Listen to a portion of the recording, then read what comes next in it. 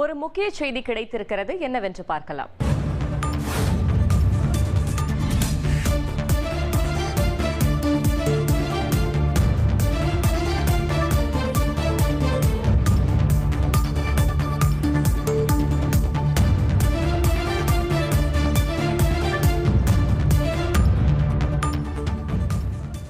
ஜம்மு காஷ்மீர் தலைநகர் சென்றிருக்கிறார் ராணுவ தளபதி உபேந்திர திரிவேதி. இது பற்றின மேலும் விவரங்களை செய்தியாளர் ரமேஷ் வழங்கிட கேட்கலாம்.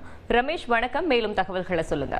ஜம்மு காஷ்மீரில் பயங்கரவாதிகள் நடத்திய தாக்குதலை தொடர்ந்து கடந்த 2 நாட்களாகவே அங்கு பாதுகாப்பு படையினருக்கும் பயங்கரவாதிகளுக்கும் இடையேயான அந்த துப்பாக்கிச் சூடு சண்டை தீவிரமடைந்துள்ளது.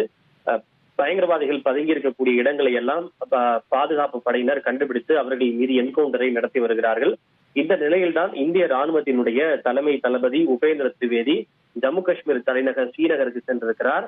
அங்கு பாதுகாப்பு தற்போது எப்படி இருக்கிறது, அங்கு நிலவும் தற்போதைய சூழல் என்ன முன்னேற்றங்கள் ஏற்பட்டிருக்கிறது என்பது குறித்தெல்லாம் அவர் ராணுவத்தினுடைய உயர் அதிகாரிகளோடு கலந்து ஆலோசித்து ஆய்வு செய்து வருகின்றார். 15ஆண்டு கமாண்டோ படையினர் அங்கு நிலவக்கூடிய தற்போதைய சூழல், குறிப்பாக பயங்கரவாதிகளுக்கு எதிரான தேடுதல் வேட்டை தற்போது எப்படி தீவிரமடைந்துள்ளது, அதே போல இன்று அதிகாலை பாகிஸ்தான் ராணுவத்திற்கும் இந்திய ராணுவத்திற்கும் இடையே போர் நிறுத்த ஒப்பந்தத்தை மீறி எல்லை கட்டுப்பாடு கோட்டு அருகே நடைபெற்ற துப்பாக்கி சூடு, அதற்கு இந்திய ராணுவத்தினுடைய பதிலடி உள்ளிட்ட பல்வேறு விஷயங்கள் குறித்தெல்லாம் அவருக்கு எடுத்துரைத்திருக்கின்றனர்.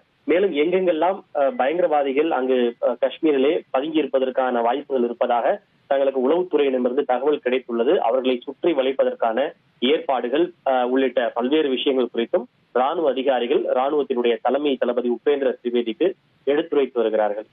தகவல்களுக்கு நன்றி ரமேஷ்குமார்.